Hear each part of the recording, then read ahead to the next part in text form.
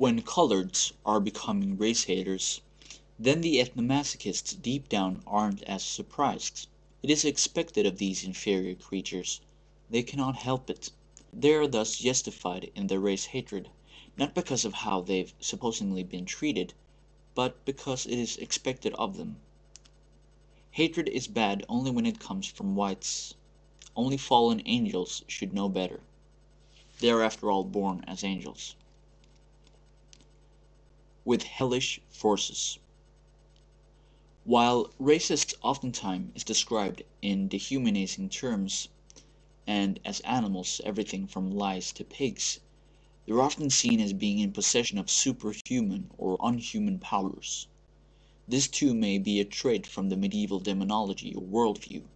Those who chose to turn the church the back got the benefits of various hellish forces, ranging from the ability to change in shape or fly on broomsticks, to get a cat who could steal a neighbor's milk.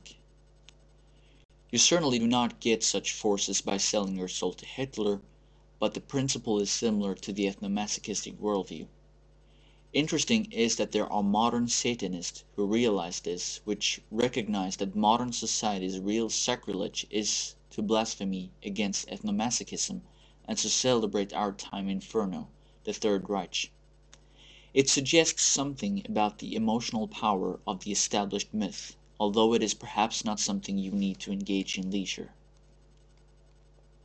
There's clips on YouTube, for example, with Tom Metzger interviewing radio's werewolf Satanimus.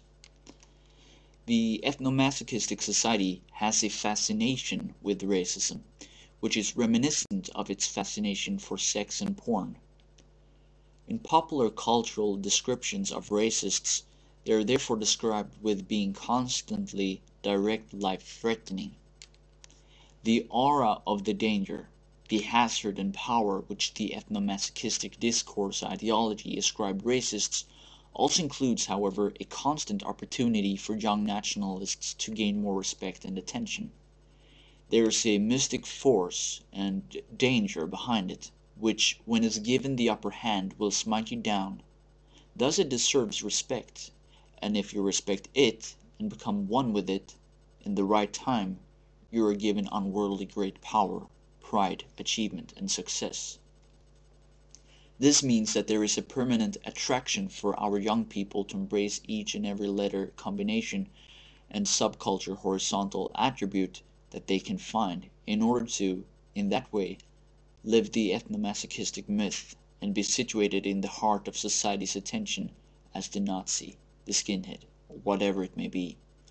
Normally, this is just a face, with no deep, real conviction. Racism is also seen as sorcery and heresy, which is a highly contagious phenomenon.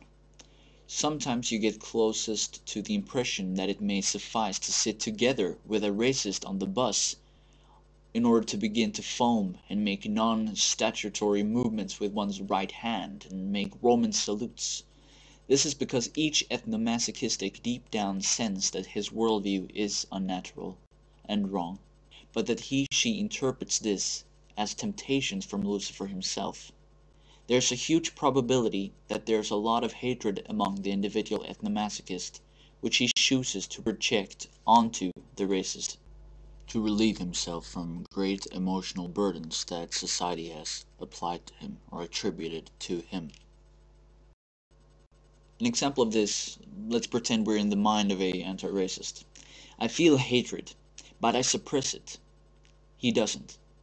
I've thus found a way to canalize my hatred. Surely by doing so I'm not being hateful, since I'm canalizing my racism, envy and hatred onto the racist, which is hateful and unlike me didn't suppress his hatred, which justifies my expression of my intrinsic hatred.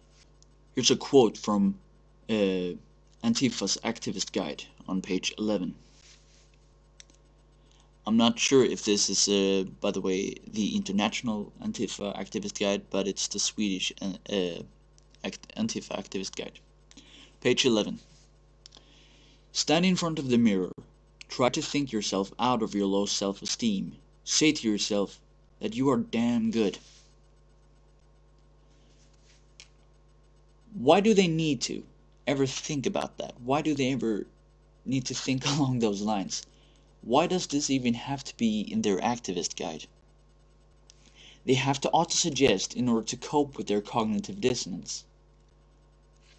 One can also suspect that when ethnomasochists describe our time's heretic as handicapped, immature children, fat, redneck, white trash, and the like, it is mainly themselves which they are trying to convince about the heretic's weakness and low ability. They don't necessarily believe it. In fact, what is there to fear from them if they were weak and had low ability? It's rather that it is a comforting thought for them. Now, the ethnomasochist might say that this or that is fringe science, or that most scientists disagree, whatever the hell that means, looking at how the scientific community is in the first place. This is the type of incorrect unconscious collective that exists in these societies. They'll throw it out there and they'll feel good, and that their enemies aren't as unworldly and unhumanly powerful as they fear they are and hope they aren't. But trust me, they are. An example is not understanding how politically driven the scientific community is, and that scientists who wish to make a career for themselves have to be PC and avoid certain topics in order for corporations and political parties to even fund their research so that they can make a living. Or that there are groups that solely exist to suppress certain corporate and politically inconvenient information from leaking out. The information is there. What remains is for the walls to come down, so that it can be widely spread.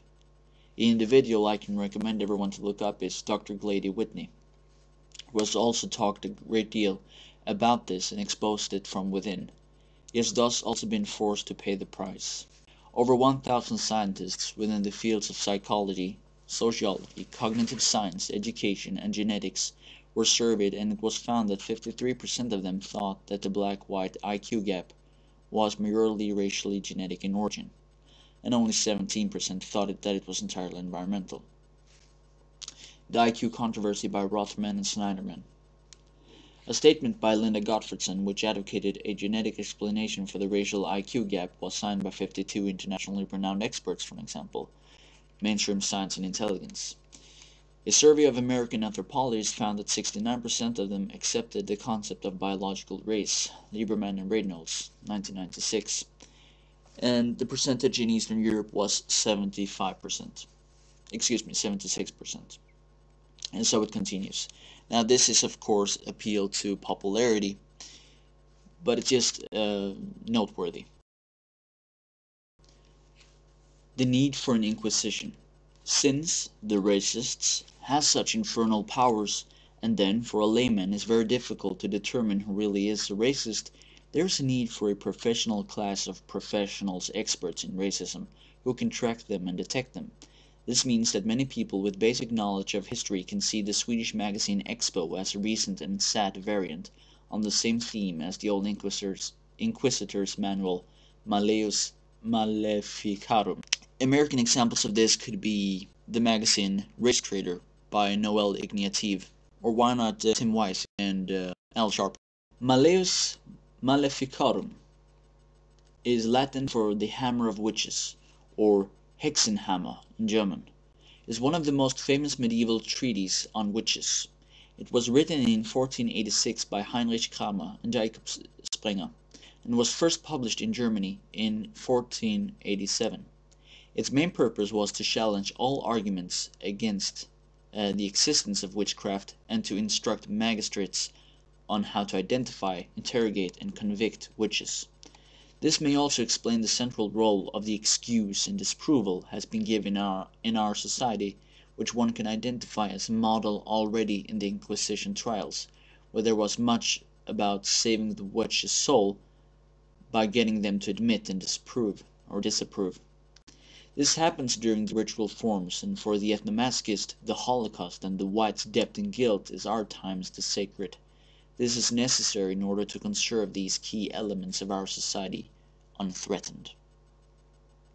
Presumably, it is also what we see in the US today with the war on terror. This is to say, to rule by terror, to persuade her subjects that she is living under a constant threat. Then if this threat is coming from Islamists or Nazis is a small matter. These are the ethnomasochist vampire hunters. Then there's obviously ethno-nihilists who ignore the importance of race. If they don't care about it for subjective emotionalist or spiritual reasons, then there's at least pragmatic reasons as to why they at least should.